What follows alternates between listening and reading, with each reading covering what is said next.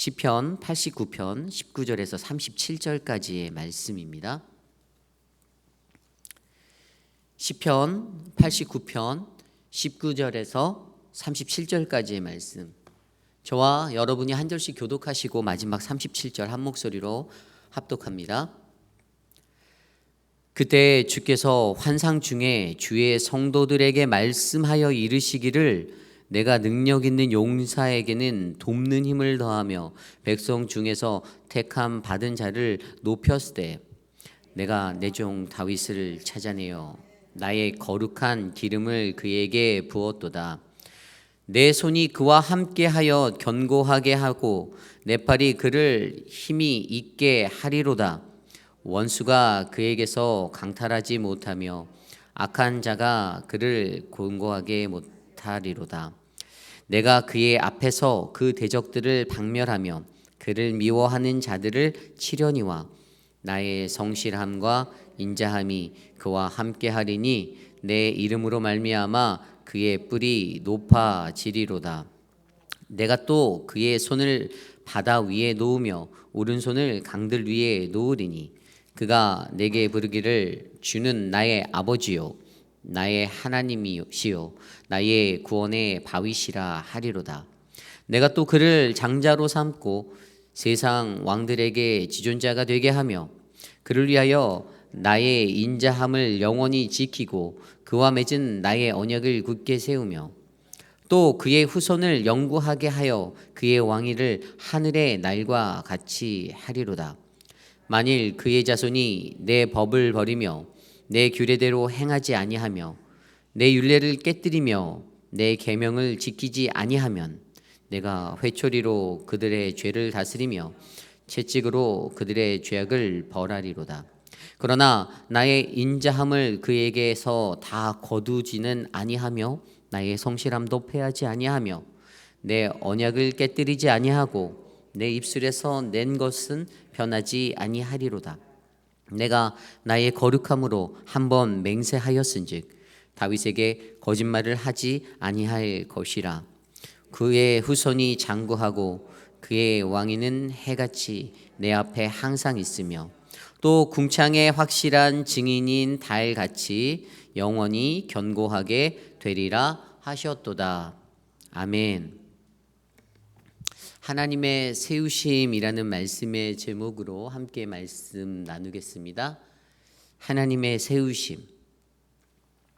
우리가 어제부터 묵상하기 시작하는 시편 89편 말씀, 이 89편의 말씀은 하나님의 언약, 그분의 언약은 절대로 영원 불변한 하나님의 언약 약속이다라고 우리에게 강조하고 있습니다. 어제도 설명드렸듯이 이 시편 저자 89편의 저자로 지목되고 있는 여두둔, 다윗의 악대의 지휘자를 맡았던 그의 찬양은 하나님의 신실하신 그 언약은 불변의 것, 그들이 당한 상황 가운데서도 절대로 변하지 않는, 그들의 나라가 애굽의 군대가 쳐들어와서 그래서 애굽의 군대 가운데 위기에 놓이는 그러한 어려움이 있다 할지라도 절대로 변하지 않는 하나님의 그 언약을 붙잡기에 하나님을 찬양하고 그의 도우심을 구하는 그러한 찬양의 시입니다. 우리가 하나님의 말씀 앞에 우리가 설 때에도 저희는 그런 생각들을 할 수 있죠. 하나님께서 나와 함께 하시고 나를 지키시고 나를 보호하시고 내 삶의 그 어떠한 삶의 자리에서도 하나님이 나를 세워주시는구나. 여러분 이것들을 믿으시기 바랍니다. 그 하나님의 세우심이 오늘 우리가 묵상한 시편 89편 19절에서 37절까지의 이야기 가운데 나와 있는데요. 하나님이 택하신 그 사람을 세우실 때 하나님께서는 어떠한 모습으로 그들과 함께 그 세우심을 이루어 가시는지 우리가 말씀 속에서 한 두 가지 정도로 함께 살펴보기 원합니다. 오늘 하나님의 세우심, 그분의 세우심에는요, 하나님이 택하여 높여주심이 있습니다. 하나님이 택하여 높여주심이 있습니다. 오늘 말씀 19절 말씀입니다. 그때 주께서 환상 중에 주의 성도들에게 말씀하여 이르시기를 내가 능력 있는 용사에게는 돕는 힘을 더하며 백성 중에 택함 받은 자를 높였으되. 아멘. 여러분 성경 속에서 하나님의 택하심은 늘 있었습니다. 그 성경에 우리 인류가 하나님이 천지를 창조하신 이후에 첫 번째 선택은 바로 아담과 하와, 아담이라는 하나님의 그 사람이라는 첫 번째 사람을 만드신 거였잖아요. 거기에도 하나님의 택하심이 있었습니다. 하나님이 흙으로 또 그 코에 생기를 불어넣어서 만들어 주었던 하나님의 형상의 그 존재물, 그리고 아담이라는 그 택하신 그 아담을 통하여서 인류 가운데 하나님의 뜻을 이루고자 하는, 그런데 거기에 죄가 들어오기 시작하였죠. 그래서 그들이 에덴 동산에서 쫓겨나게 되고 세상에 나가서 번영하게 되었는데, 어제 청년부 중에 한 사람이 저한테 질문하더라고요. 목사님, 뭐 아담이 있고 하와가 있고 그리고 그들의 자식이 있었는데 얼마나 많은 자식이 있었길래. 근데 사실 성경 창세기 5장에 가면요, 그 아담의 후예들이 살아가는 그 시간 동안에 800년을 살았다. 그래서 800년 동안 수많은 자녀들을 낳았다라고 성경이 그렇게 기록하거든요. 창세기 5장에 분명히 기록되어져 있어요. 그의 후손들의 이름들을 기록하면서 그 자녀들이 수없이 많았고 그가 800년 동안 살았고, 그러면 그 숫자들이 정말 어마어마했을 거 아니에요. 그렇게 인류가 점점 이 땅에서 번성해 가면서, 그런데 그 역사를 잘 되돌아보면 하나님의 선택하심은 늘 있었죠. 아담을 택하신 하나님의 선택이 있었고 노아를 선택하신 하나님의 택하심이 있었습니다. 그리고 노아를 지나서 바벨탑의 시간을 지나게 되고, 그리고 하나님께서는 어떻게 해요? 아브라함이라는 한 사람을 창세기 12장에서 택하셨죠. 그리고 창세기 12장에서 계속해서 지나가면 아담의 자손들을 택하면서 하나님의 사명을 계속 그들에게 말씀하시고 그들과 약속하시고 언약을 맺으셨던 그 선택하심이 계속 있었습니다. 그리고 모세를 선택하셔서 어떻게 해요? 그들을 하나님이 이끌어내셨죠. 출애굽하게 하셨습니다. 그리고 가나안 땅에 들어가서 어떻게 해요? 모세 뒤를 이어 여호수아를 택하셔서 하나님의 그 가나안 땅에 인도라는 그 비전을 이루어 가셨습니다. 가나안 땅에 들어가서는 어땠습니까? 하나님께서 그들과 전투하고 이방 족속들과 전투하며 싸우던 그 자리에서도 하나님의 선택하심은 사람들의, 물론 그 성화로 말미암아 사울이라는 한 사람을 선택하신 하나님의 선택하심이 또 있었죠. 그리고 바로 오늘 우리가 말씀에서 보고 있는 다윗에게까지 이르러 하나님의 선택하심이 다윗에게도 있었다는 사실입니다. 성경의 이야기를 들여보면 성경 속에서는 바로 이 택함의 모든 이야기가 담겨져 있습니다. 그런데 인류라는 그 넓은, 우리가 헤아릴 수 없는 수많은 사람들 중에서 선택받은 사람은 항상 한정되어 있었다는 것에 주목하여야 합니다. 정말 많은 자녀들이 있었죠. 정말 많은 종족들이 있었고 정말 많은 사람들이, 진화론이 아닌 창조론으로 시작된 하나님의 그 인류의 수많은 사람들이 있었음에도 불구하고 성경에 기록된 선택된 사람들은 한정적이었다는 것입니다. 이것이 무엇을 암시합니까? 오늘 이 시대를 살아가는 저와 여러분, 우리가 공동체 안에서 같은 기독교인 하나님의 자녀로 산다 하여도 선택받은 사람은 한정되어 있다는 것입니다. 이 자리에 있는 누군가는 선택받지 못할 수 있다는 것입니다. 그것은 나의 선택이 아니기 때문이죠. 하나님의 선택이십니다. 하나님이 선택하시는 겁니다. 내가 돈이 많다고 해서 내가 하나님 앞에 선택받고, 내가 좀 빽이 있고 내가 여태까지 인생 잘 살았다고 해서 하나님의 선택을 내가 누리는 것이 아니라는 사실을 우리가 기억해야 합니다. 하나님의 선택은 하나님의 일방향적인 것입니다. 내가 원해서 얻을 수 있는 것도 아닙니다. 그래서 우리는 이것을 뭐라고 말합니까? 선택받은 자는 그것을 은혜라고 표현합니다. 오늘 말씀 속에서도 하나님께서 다윗을 선택하였던 그때의, 오늘 그때라는 이 단어 19절 초반에 그때라는 것은 하나님이 다윗을 불러주셨던 그때를 얘기하는 거예요. 어제 제가 말씀드렸듯이 사무엘하에 나와 있었던 그 사무엘하 7장 8절로부터 16절까지의 이야기 속에서 다윗을 불러주시면서 하나님이 그를 이스라엘의 주권자로 삼으시고, 그리고 내가 가는 모든 곳에서 내가 너와 함께 있겠다라고 약속하셨던 그 언약, 내 이름을 위대하게 만들어 주겠다라고 말씀하신 것, 너를 모든 원수 가운데서 벗어나 편히 쉬게 하겠다, 내 몸에서 날 내 씨를 내 뒤에 세워서 내 나라를 견고하게 하겠다, 그리고 나는 그의 나라의 왕위를 영원히 견고케 하겠다, 그에게 나는 아버지가 되고 그는 내 아들이 되게 하겠다, 마지막으로 16절에 내 집과 나라가 내 앞에서 영원히 보존되고 내 왕위가 영원히 견고히 하겠다라고 하신 그 언약을, 다윗에게 주셨던 그 언약을 오늘 시편 저자 여두두는 상기하고 있다라는 사실입니다. 환상 중에 보여줬던 그러한 그분의 그 언약을 다시 한번 기억하게 하시면서 주의 성도들에게 말씀하여 이루어 주시는 것, 어떠한 사람을 선택했는지를 한번 살펴보게 합니다. 내가 능력 있는 용사에게는 돕는 힘을 더하며라고 말씀하셨죠. 다윗의 선택된 이유에 대해서 얘기하고 있어요. 어떠한 자가 선택받았는가? 제가 분명히 모두가 다 선택받을 수 없다라고 말씀드렸는데, 하나님이 선택한 다윗의 상황을 보면 다윗은 오늘 성경 말씀대로라면 능력 있는 용사였다라는 것입니다. 능력 있는 용사. 도대체 다윗의 무엇이 그를 능력 있는 용사라고 말하게 합니까? NIV 성경에는 이 용사라는 단어를 워리어라고 사용되었고요. 그다음에 New American Standard Bible NASB 버전에는 mighty라고 성경이 기록되고 있어요. mighty. 거대한, 뭐 전능하신, mighty, 거대하다. 그렇다면 과연 다윗이 가지고 있었던 그 용사라고 불릴 수 있었던, 능력 있는 용사라고 불릴 수 있었던 모습은 과연 무엇일까요? 저는 이것이 바로 믿음이다라고 생각하였습니다. 다윗이 가졌던 믿음. 다윗의 이야기로 거슬러 올라가 볼까요?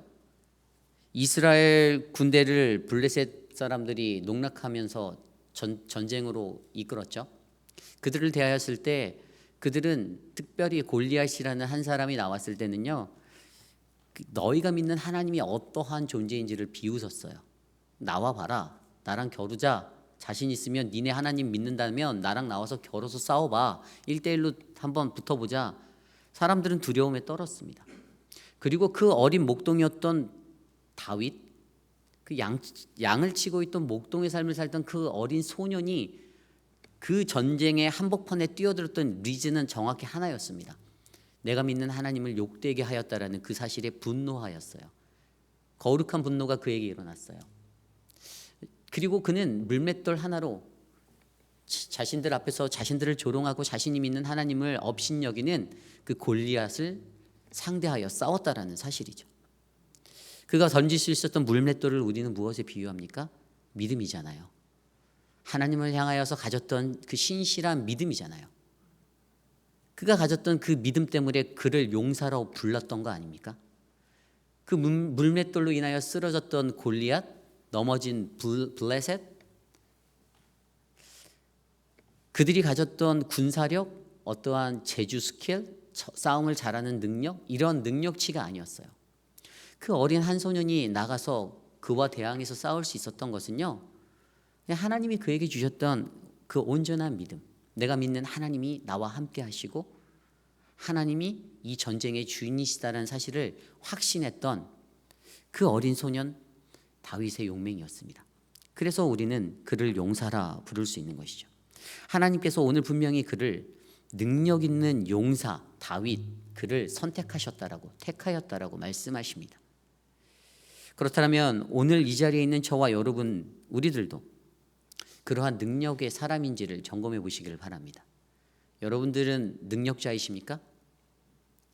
제가 말하는 능력은 세상에서 여러분들이 잘 나가는 능력을 말하는 게 아니에요. 저는 여러분들이 얼마나 잘 나가고 어떤 집에 살고 어떤 차를 타고 전 전혀 관심 없습니다. 하나님도 관심 없으세요. 요만큼도 관심 없어 하세요. 하나님이 보고자 원하시는 건 네가 나를 향해서 어떠한 믿음으로 너의 인생을 살아내고 있니? 그 믿음을 보기를 원하신다는 사실입니다. 여러분들이 휘황찬란한 대골 같은 저택에 살든 저같이 단칸방에 살든 전혀 상관없어요. 하나님이 보시는 건 우리들 중심에서 가지고 있는 믿음의 삶, 하나님을 향해서 물맷돌을 던질 수 있는 그 믿음의 용기를 하나님은 바라보고 계시다는 사실을 기억해 주시기 바랍니다. 저는 이 자리에 있는 저와 여러분 우리 모두가 그렇게 하나님 앞에 믿음을 드려 택함 받는 용사가 되시기를 간절히 소망합니다. 하나님께서 택하시는 겁니다. 내가 택하고 내가 선택하는 선택권의 문제가 아니에요. 하나님 입장에서는요, 우리가 하나님을 선택하지 않는다고 하면 우리를 불쌍히 여기시고 그냥 긍휼히 바라보시고 우리에게 자비를 베풀어 주시겠지만, 그렇지만 아브라함처럼 다윗처럼 선택받는 일은 일어나지 않을 거라는 사실이죠. 이것을 기억하시길 바랍니다. 저는 저와 여러분 모두가 아브라함처럼 다윗처럼 그렇게 선택받는 그 한 사람의 인생이 되시기를 간절히 소망합니다. 오늘 두 번째로 바로 하나님의 세우심. 그 하나님의 세우심에는 하나님의 함께 하심이 있습니다. 하나님의 함께 하심이 있습니다. 오늘 말씀 20절 말씀을 볼까요? 내가 내 종 다윗을 찾아내어 나의 거룩한 기름을 그에게 부었도다. 아멘. 오늘 이 말씀이 무엇을 의미합니까? 그분이 택하셨다고 했어요. 그리고 그 사람이 다윗이다라고 얘기합니다. 다윗을 찾아내어 나의 거룩한 기름을 그에게 부었다라고 설명합니다. 거룩한 기름.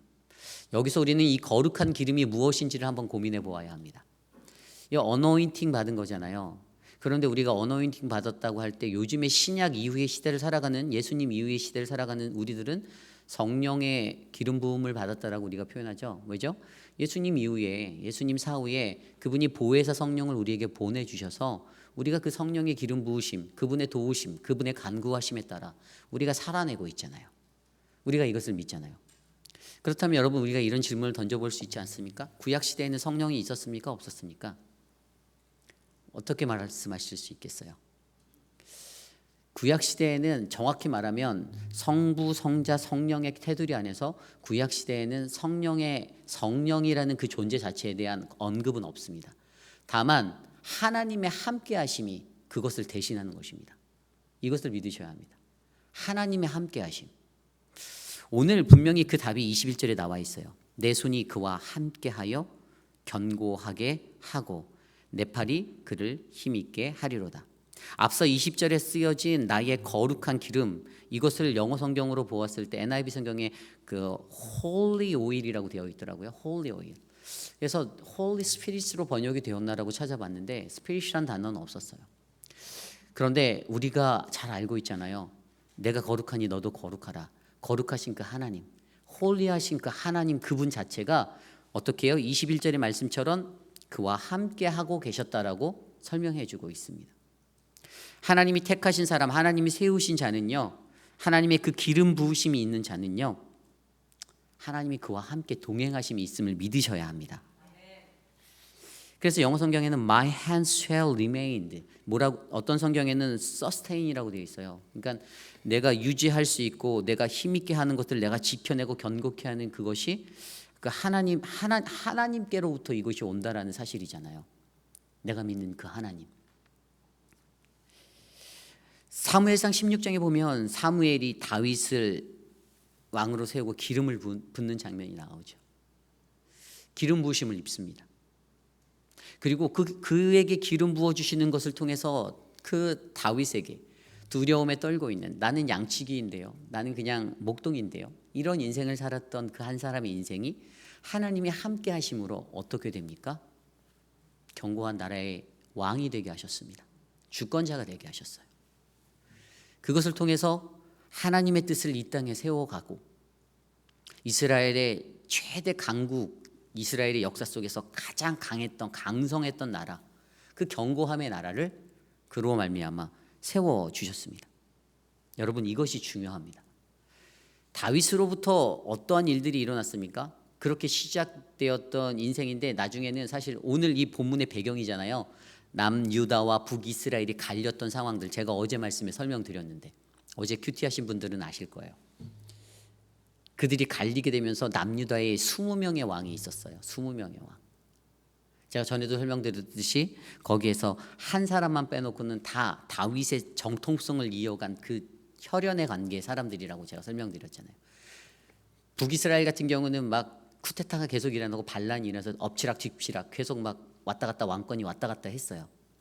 그런데 하나님이 이 남유다에는 정통성이라는 그것을 축복을 주시는 거예요. 그 축복이 뭡니까? 오늘 말씀에 25절부터 32절까지 나온 내용이 바로 그 이야기잖아요. 25절부터 32절까지의 말씀에 보면요, 분명히 하나님께서 그 사무엘 하의 7장의 말씀, 그 언약들을 토대로 해서 핵심적인 것을 주시는데 내가 나의 명령, 너의 자손들이 나의 명령을 지키면 너의 자손들이 흥하게 될 것이고 그 명령을 어기고 규례를 어길 때는 내가 그 죄를 채찍으로 다스리고 벌하겠다라고 말씀하시는 하나님의 공의가 보이죠.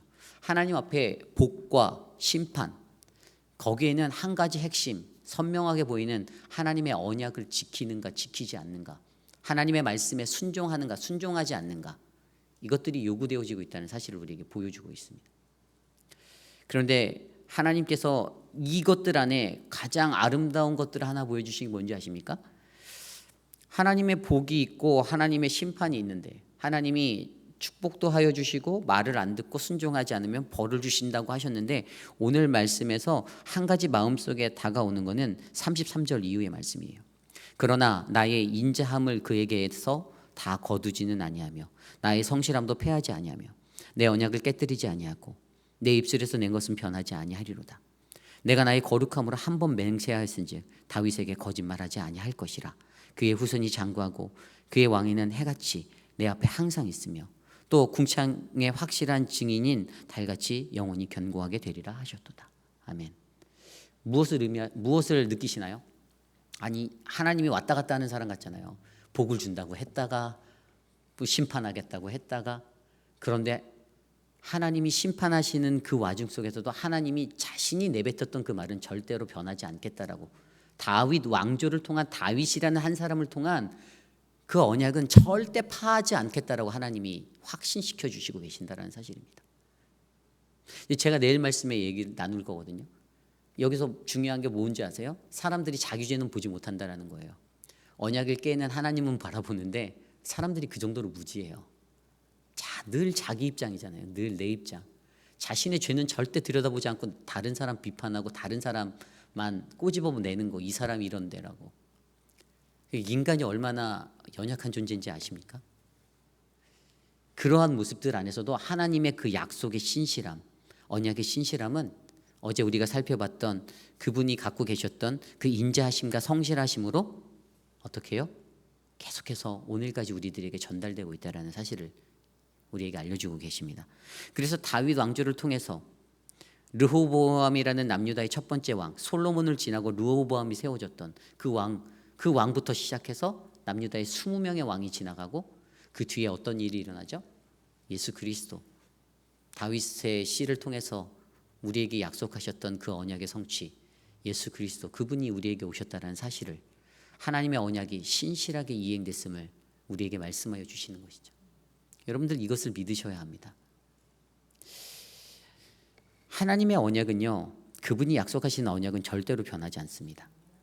오늘 말씀 19절에 보니까 높임을 받게 하고 21절에 견고히 이르게 만드시고 25절에 대적을 멸하시고 24절에 그분이 함께 계시고 25절에 세계를 통치하게 하실 것이고 26절에 하나님을 나의 아버지라 부르게 할 것이고 27절에 세계 열왕의 으뜸이 되게 하시겠다라는 그 모든 축복들의 언약은 이미 사무엘 하 7장에서 다윗에게 약속해 주셨던 그 약속입니다.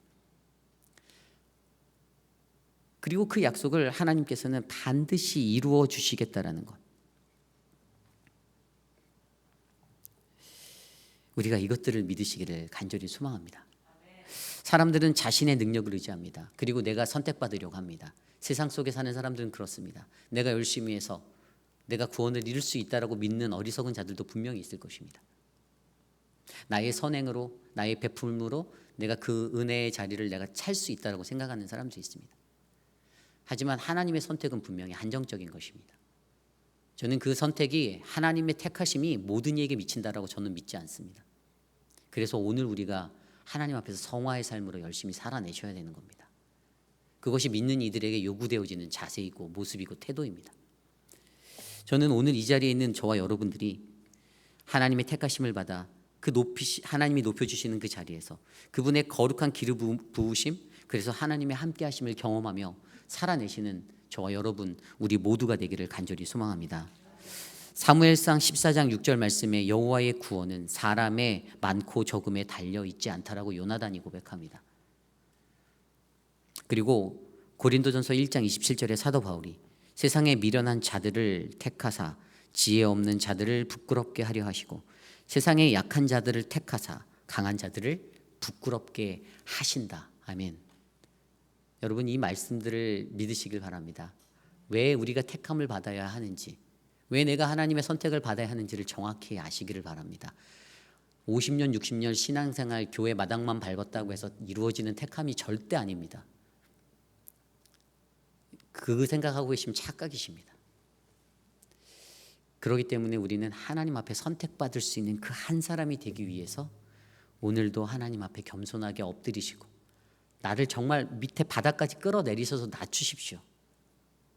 나를 낮추시고 그렇게 하나님만 겸손히 바라보시면서 우리 안에 역사하시는 전능하신 주 나의 하나님을 바라보시기를 간절히 소망합니다.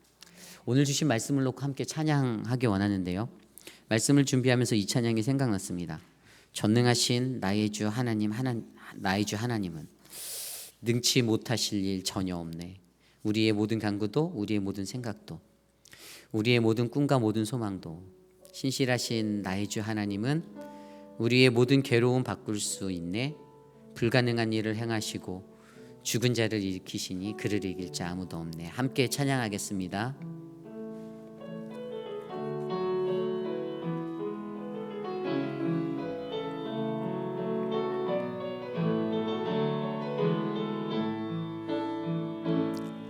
전능하신 나의 주 하나님은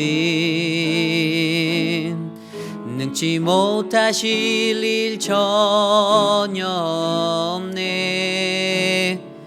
우리의 모든 간구도, 우리의 모든 생각도, 우리의 모든 꿈과 모든 소망도 신실하신 나의 주 하나님은 우리의 모든 괴로움 바꿀 수 있네. 불가능한 일 행하시고 죽은 자를 일으키시니 그를 이길 자 아무도 없네. 주의 말씀 의지하여 깊은 곳에 금을 던져 오늘 그가 놀라운 일을 이루신 것 보라. 주의 말씀 의지하여 믿음으로 금을 던져 믿는 자에게 능치 못함 없네. 전능하신 나의 주 하나님은 능치 못하신 일 전혀 없네. 우리의 모든 간구도, 우리의 모든 생각도, 우리의 모든 꿈과 모든 소망도 신실하신 나의 주 하나님은 우리의 모든 괴로움 바꿀 수 있네. 불가능한 일 행하시고 죽은 자를 일으키시니 주를 이길 자 아무도 없네. 주의 말씀 의지하여 깊은 곳에 금을 던져 오늘 그가 놀라운 일을 이루시는 것 보라. 주의 말씀 의지하여 믿음으로 금을 던져 믿는 자에게 능치 못함 없네. 주의 말씀 의지하여 깊은 곳에 금을 던져 오늘 그가 놀라운 일을 이루시는 것 보라. 주의 말씀 의지하여 믿음으로 금을 던져 믿는 자에게 능치 못함 없네. 그렇습니다. 주님을 믿는 자들에게는 능치 못함이 없습니다.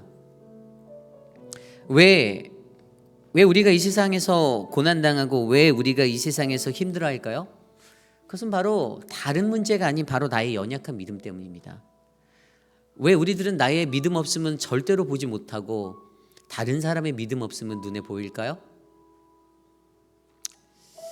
저희는 이 시대를 살아가면서 전능하신 하나님, 그분이 우리에게 약속하신 그 언약의 말씀을 믿어야 합니다.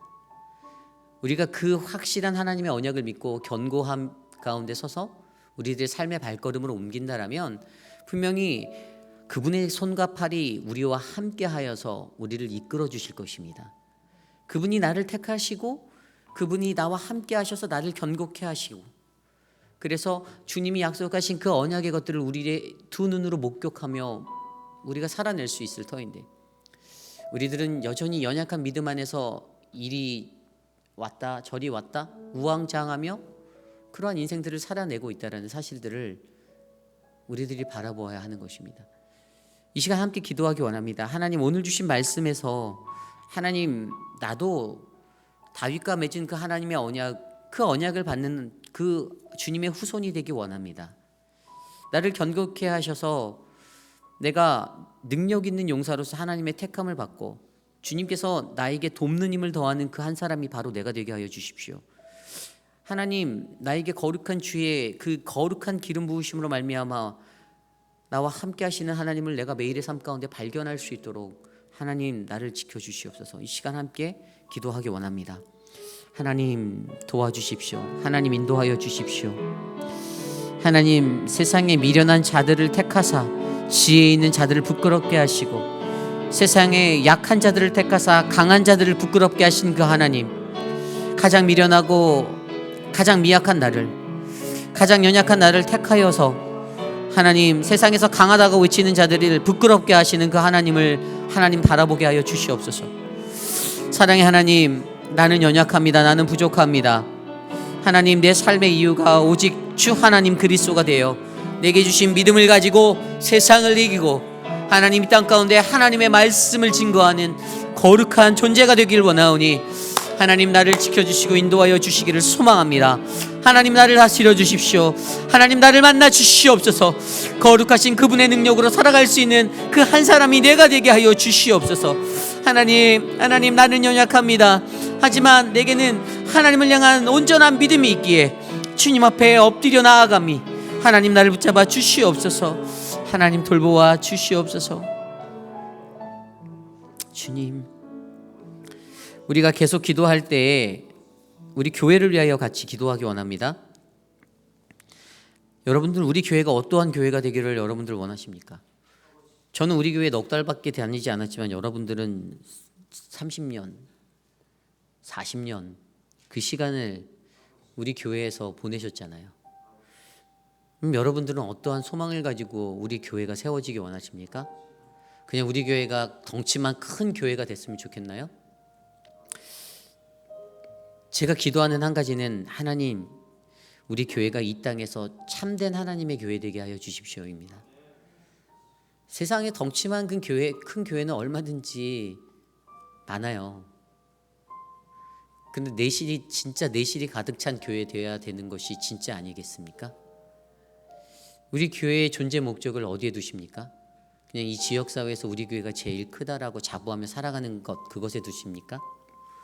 그것이 아닙니다. 우리 교회가 이 땅에서 얼마나 하나님의 사역을 잘 감당해낼 수 있는 진짜 교회가 되는가가 제일 중요한 것입니다. 우리 교회가 그런 공동체가 되기 위해서 이 시간 함께 기도합시다. 하나님,